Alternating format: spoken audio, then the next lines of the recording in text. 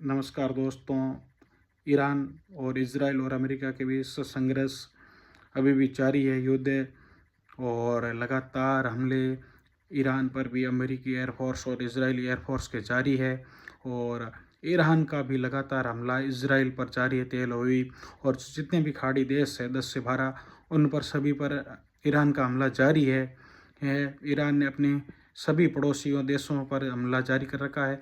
और जो अमेरिका के वहाँ पोर्ट थे, सैन्य अड्डे थे, उनको काफ़ी बड़ा नुकसान पहुँचाया है।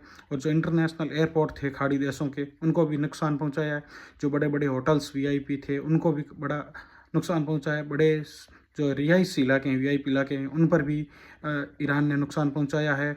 और जो बड़ी बड़ी तेल कंपनियां थी जो सऊदी अरब में और कतर में और यूएई में जो उत्पादन करती थी, उन्होंने अगले 48 घंटों के लिए अपना तेल उत्पादन रोक दिया है, ताकि जब तक ये संघर्ष की स्थिति चल रही है तो कामगारों की और कंपनियों को कोई नुकसान नहीं हो, काम करने वाले को और कंपनी को। और अभी ईरान पर भी लगातार अमेरिका का कड़े और बड़े हमले जारी है। काफ़ी ज़्यादा नुकसान हुए, 700 से ज़्यादा लोग ईरान में मारे जाने की संभावना है। इजराइल में भी 1000 से ज़्यादा घायल हुए हैं और मृतकों की संख्या 200 से ज़्यादा बताई जा रही। और ईरान जो तेल अवीव के सिवाय इजराइल में, यरूशलेम में वगैरह दूसरे स्थानों पर भी इजराइल में हमला ईरान का जारी है। मिसाइल हिट कर रही है ही है। ईरान है जो बड़े व्यापक स्तर पर मिसाइलों को दाग रहा है, लेकिन जो रक्षात्मक जो सिस्टम बना हुआ है खाड़ी देशों में और इजराइल में, अमेरिकी सिस्टम लगा हुआ है, वो काफ़ी हद तक उनका बचाव कर पाने में कामयाब हो पा रहा है। लेकिन फिर भी ईरान का बड़ा हमला लगातार जारी है। और अमेरिका ने इस युद्ध की शुरुआत आखिर हुई क्यों? इस युद्ध कोई जीत अमेरिका के लिए कैसे, क्या हासिल कर लेता वो जीत होती? अमेरिका ये चाहता था कि ईरान की जो सरकार है वो बदल जाएगी। जैसे वेनेजुएला में हुआ, उन्होंने अमेरिका ने हमला किया, वेनेजुएला के राष्ट्रपति को गिरफ्तार कर लिया। और वहाँ की बाकी जो प्रशासनिक बॉडी थी, जो प्रशासनिक अमला था, सरकार था, जो बाकी लोग थे, उन्होंने अमेरिका से स्वीकार कर ली कि भाई जो अमेरिका कहेंगे हम उस हिसाब से चलेंगे वेनेजुएला में।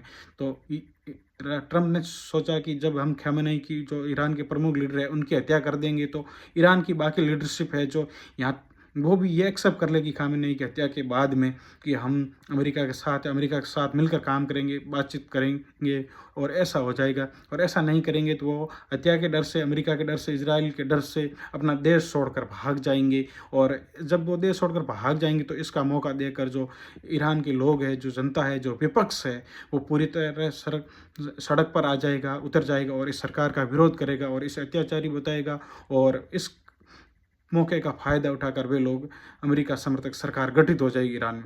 दोनों चीज़ें नहीं हो पा रही। न तो वर्तमान सरकार खामेनेई की हत्या के बाद पैर वापस खींचे हैं, और न वहाँ पर खामेनेई की हत्या के बाद बड़े विरोध प्रदर्शन हुए, और न जो मौजूदा नेतृत्व है वो भाग खड़ा हुआ। तो ये एक भी कुछ भी टारगेट अमेरिका हासिल नहीं कर पाया है। और जो वर्तमान नेतृत्व है, जो वर्तमान बॉडी है, उसने अपना नया नेतृत्व गठित कर दिया, 3 सदस्यों की टीम, अली राजा को, और वो संभाल रहे हैं पूरा।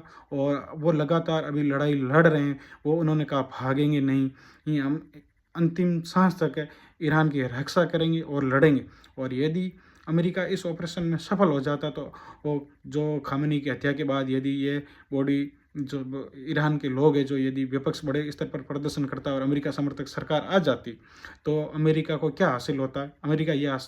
तो अमेरिका की बड़ी बड़ी कंपनियां ईरान में तेल उत्पादन करती और वे अपनी इच्छा के अनुरूप तेल को बेचती, उत्पादन करके ईरान से सस्ते स्तर पर तेल निकालती और खुद आगे महंगे स्तर पर बेचती। और जो नहीं तो अब ईरान क्या कर रहा है कि ईरान अपने स्तर पर तेल निकाल रहा है, ईरान की राष्ट्रीय कंपनियां निकाल रही, यहाँ चाइना वगैरह दूसरे देशों को ईरान अपने हिसाब से दे रहा है तेल निकालने के लिए। तो अमेरिका को खुली छूट नहीं मिल पा रही है अपने हिसाब से काम करने की। लेकिन एक कमजोरी तो ईरान में भी थी, क्योंकि लंबे समय से वहाँ के लोग अपने अधिकारों को लेकर प्रदर्शन कर रहे थे कि उन्हें भी जो लोकतांत्रिक अधिकार, अधिक से अधिक अधिकार मिले महिलाओं को और बच्चों को और वहाँ के स्थानीय निवासियों को, वो नहीं मिल पा रहा है। क्योंकि लंबे समय से एक ही शासन होने के कारण, अंतर्राष्ट्रीय प्रतिबंधों के कारण, ईरान पर जो मार पड़ी है उसके कारण भयंकर वहाँ बेरोज़गारी है, भयंकर वहाँ महंगाई है, और काम नहीं मिल पा रहा है लोगों को, क्योंकि जो कंपनियाँ तेल उत्पादन है वो सही स्तर पर सही तरीके से रूपरेखा से नहीं हो पाने के कारण वहाँ के लोगों को बहुत परेशानियों का सामना करना पड़ रहा है। और यहाँ तक कि जो पड़ोसी देश उनमें जो है खाड़ी देश, उनमें बहुत ज़्यादा ईरान की तुलना में विकास हुआ, लेकिन ईरान में ये सब चीज़ें हासिल नहीं हो पा रही है। तो एक लंबा विरोध प्रदर्शन वहाँ चल ही रहा था ईरान की वर्तमान सत्ता के विरुद्ध में, लेकिन अब जो बाहरी देश ने हमला कर दिया तो वहाँ के सभी पक्ष और विपक्ष एक हो गए, और अब इस समय उन सब का यही ध्येय है कि पहले दुश्मन से निपटा जाए, दुश्मन का